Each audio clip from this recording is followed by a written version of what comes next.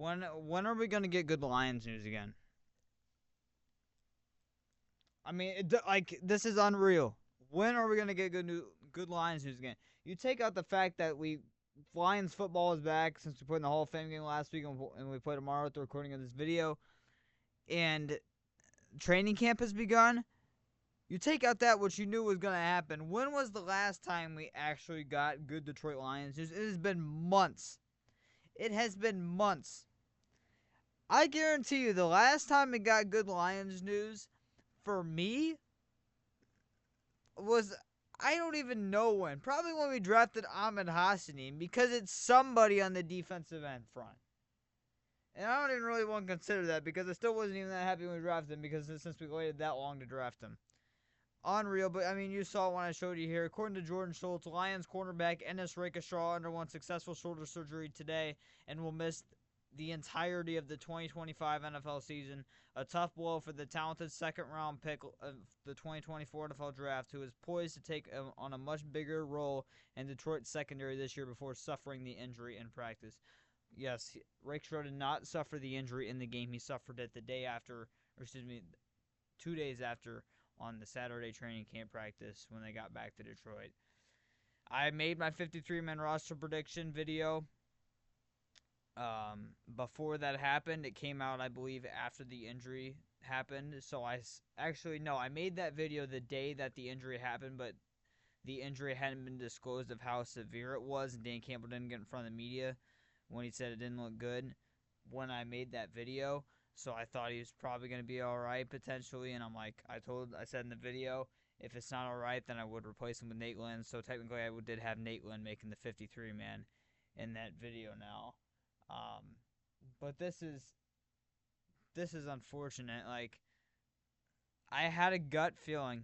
I had a gut feeling when he went down for whatever reason that it was going to be significant. I don't know what it was, but I had a gut feeling, man. It's unfortunate. We're going to check out a post he put on his TikTok today as well.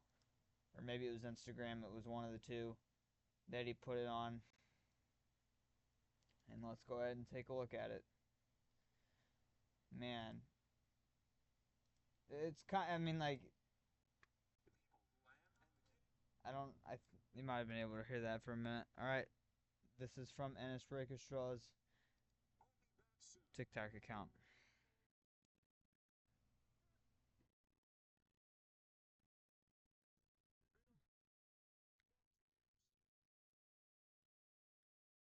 Showing off his shoulder right there, man.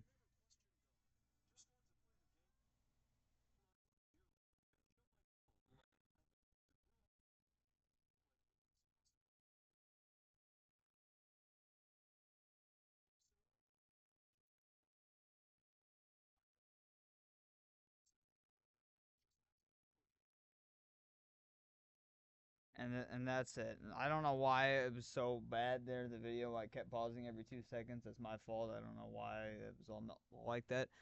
But that kind of hurts, man. I mean, obviously it's an automated voice, AI voice, but just kind of seeing that kind of hurts, man. The fact that he's been in the league now for 2 years and essentially had two season-ending injuries. It's a tough start to your NFL career, man. It really is. Rakestraw will miss the entire 2025 season with a shoulder injury, obviously, with the shoulder because he also had successful surgery on it today. So prayers up to Ennis Rakestraw, man. It really, really hurts. It really, really does. Obviously, the Lions got a roster spot with this today, and the Lions came out a couple hours later after that came out and announced a couple of small roster moves. That is not the one. Let me find it here. That's a different one that we'll talk about in a little bit. This was the one that they came out with. Lions announced roster moves. The Lions placed cornerback Ennis Rakestraw on injured reserve and signed UFL tight end from, I believe, the Stallions, Steven Stellanos. Now, if I'm going to remind you here again, if a player is placed on injured reserve before the season begins, the regular season begins, they are out the entirety of the 2025 season. And we'll get to another player here who we're talking about in a little bit as well, who the Lions placed on injured reserve a couple of days ago that is also out the entire 2025 season. I was thinking about making a video about it, but I decided not to. But that is unfortunate. We'll go ahead and talk about Steven Stellanos here in a little bit as well. Actually, we'll just go ahead and talk about him right now. That way, this video isn't 50 minutes long. I didn't even pull up his stats. Pulled up everybody else's stats, but I didn't pull up Steven Stellanos. So let me get this pulled up here. But again, man, I don't even really have words. I really do not have words for Ennis Rakestraw's injury.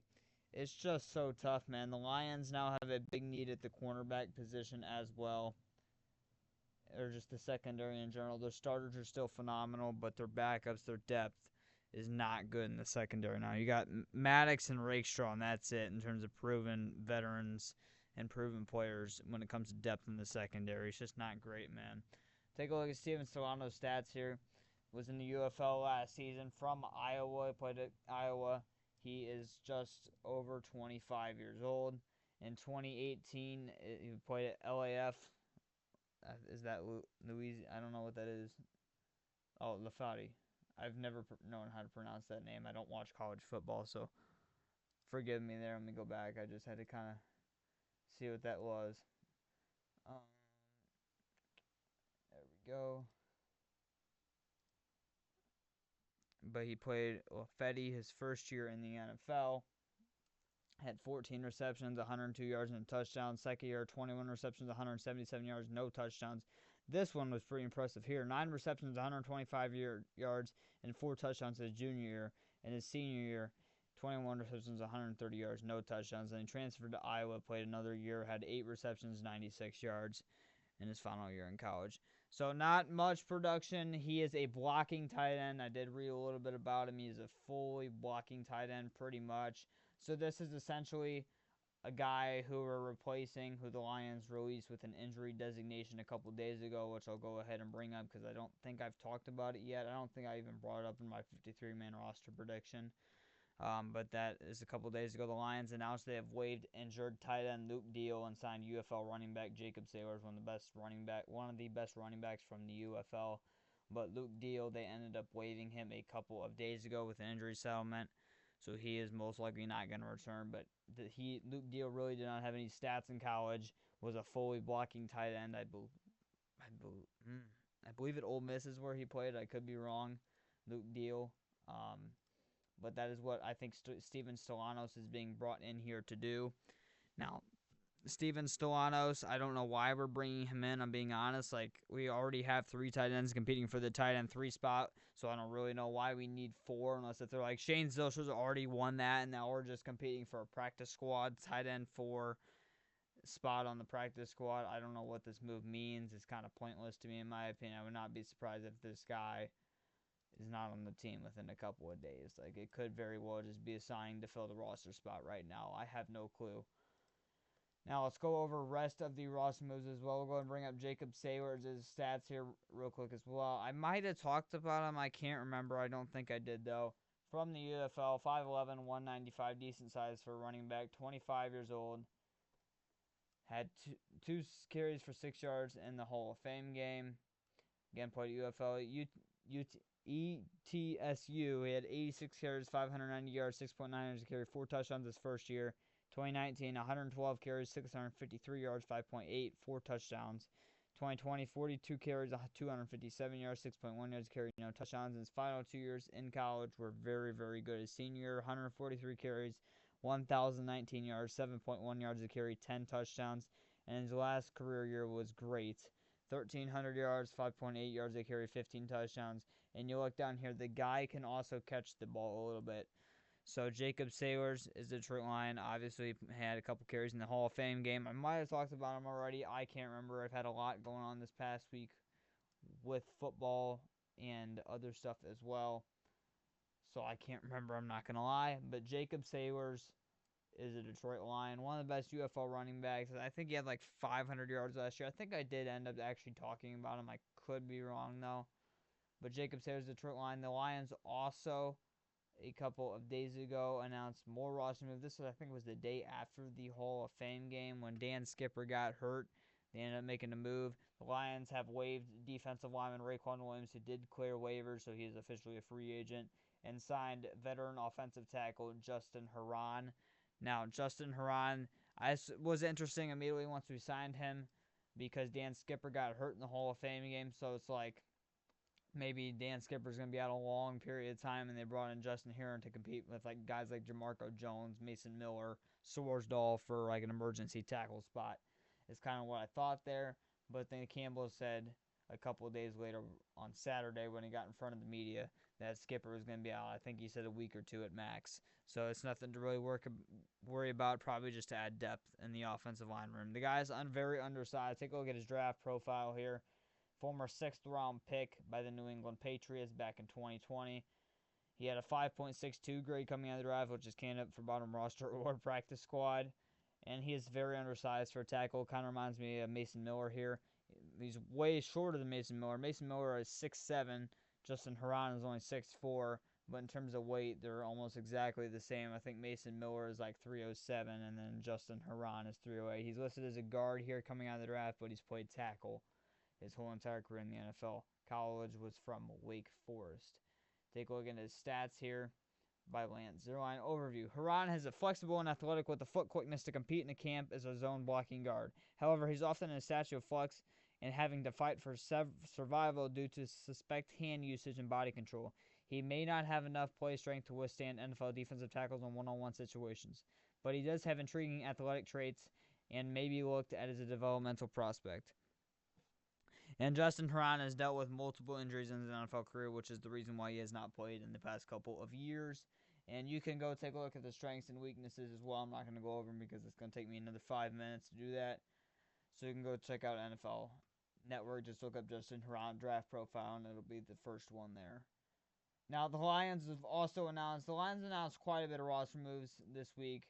This was 3 or 4 days ago, I believe, and this was the other injured reserve player I was talking about. Lions announced roster moves. Placed rookie safety from Georgia, Dan Jackson, on injured reserve. Waived injured running back Kyle Robichaux, and signed UFL cornerback from also the Stallions, DJ Miller. This overall sucks, this whole post. Dan Jackson is out the entire 2025 season. I believe it was I want to say leg injury for Dan Jackson, if I remember correctly. I remember him getting helped off the field. I don't think he was carted off the field. Dan Campbell was a little bit more optimistic in his press conference a couple of days ago about Dan Jackson. It seemed like then Ennis, Rakestraw, not optimistic really about both, but a little bit more about Dan Jackson. The Lions could do something with Dan Jackson where they end up releasing him from injured reserve with an injury settlement, which means after 3 or 4 weeks they can bring him back when he's healthy and he can be on the team again. The only problem with that, they won't get him on his 4-year rookie deal, and he will be it'll be about the same cost, but he will no longer be on his 4-year rookie deal, and you have to worry about other teams picking him up as well. So if I'm the Lions, unless if you're in desperate need of a safety, I would just keep Dan Jackson on injured reserve for the whole season. I wouldn't really risk him put through injury settlement, but I would understand it if they did it. But most likely, Dan Jackson is out for the whole entire 2025 season. That really sucks, man.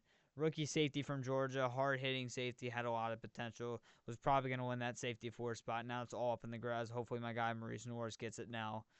But that's really unfortunate. When it comes to Kyle Robichaux, he apparently was really good in training camp from what I've been hearing so far. Did not play in the Hall of Fame game. I don't even think he traveled with the team with an injury. I don't know what injury it was. And then he ended up getting released a couple days later. So Kyle Robichaux has now cleared waivers and has returned to the Detroit Lions IR. He most likely, in my opinion, will get released from the Lions IR with an injury settlement. Maybe what Dan Jackson will end up becoming as well. And then he will become a free agent and could return after a couple weeks back to the Lions as an active player. But Kyle Robichaux is now passed through waivers. He is now in the Lions injured reserve, which means right now he is out the entire 2025 NFL season. So, hopefully the best for Dan Jackson and Kyle Robichaux. Now, when it comes to DJ Miller here, let me pull up his stats. I'm sorry about this long video. It is almost over here. We only got one more player to talk about after this video. And it's going to be very quick here. Now, DJ Miller, 5'10", 185 from Kent State, 24 years old. Played at Iowa State. Had a forced fumble his first season. Sophomore year really had nothing, 7 total tackles. Junior year, 2 total tackles. Then he transferred to Kent State for senior year. 63 tackles, That's about it. 42 solo, 4 passes deflected. And then his final year, played 1 more year at Kent State, 50 total tackles, 3 passes defensed, and 1 interception. So not a lot of statistics in college. Had decent amount of tackles his final 2 years in college, but in terms of sacks, forced fumbles, everything like that, picks, really did not have a lot in his college career. Now, he was one of the better cornerbacks in the UFL as well, so he is headed to Detroit now. And the final player we're going to be talking about in today's video is a guy I'm actually a little bit more excited for. Now, they announced this right after they announced that Dan Jackson, Kyle Robichaux are out this whole season and signing DJ Miller. Like literally maybe 30 minutes after they also announced they have signed veteran cornerback Luke Barco. Now, Luke Barco is also a former UDFA. However, Luke Barco was very, very good in college, and I feel like I do remember this guy. Probably playing Madden, I don't know, but this guy looks very familiar. I don't know, maybe it's some other guy that he's reminding me of, but he looks very familiar in the face. Now, Luke Barco, he's a little bit taller. He's now actually, I think he's tied for our tallest DB on the roster. He's 6'1", but he's, in terms of weight, he's kind of undersized, only 175, so kind of like a Tim Patrick type. Not really Tim Patrick, even. I don't even know who, like, tall, but probably J-Mo, I would say. J-Mo's 6'1" and like 180, so that's probably the best comparison there. From San Diego State, he's 27 years old. Has not played since 2020 in the NFL. I believe he was also in the UFL last season. I could be wrong, though. 7 total tackles in 2020, and he passed defense. Done nothing in the NFL. Again, played 3 games his rookie season in 2020. 10 total tackles, 1 pass deflected. But his college stats get me a little bit intrigued here. And that is because at Kent State, his first year, decent little year, 20 tackles and a pick. But his second year, he was one of the best college players when it came at the cornerback position his second season. Now, if he would have played a couple more years in college, he probably would have got drafted from how good of a season he had his sophomore year. 55 total tackles, a half a sack, and 9 interceptions, which led college football back in 2019 in interceptions. So, Luke Barco probably won't make the roster. Will probably be a practice squad guy at best, but it's a little bit interesting that he was one of the top players in college football from 2019. It's also interesting because maybe the Lions really, really do like him since he has not played in the NFL since 2020. I don't even think he's been on a roster since 2020. So it's very interesting. But Luke Barco, welcome to Detroit. That's a lot of news we have to go over, so I'm going to go ahead and wrap up this game now. But Luke Barco, welcome to Detroit. Rakestraw, Dan Jackson, wishing the best for you. DJ Miller, Justin Haran, and probably forgetting somebody else. Welcome to Detroit. Long video. If you stayed to the end of this video, I appreciate you. You're a real one. Go Lions. When you're probably seeing this video, probably play in a couple hours. And week 2 of the preseason, go Lions.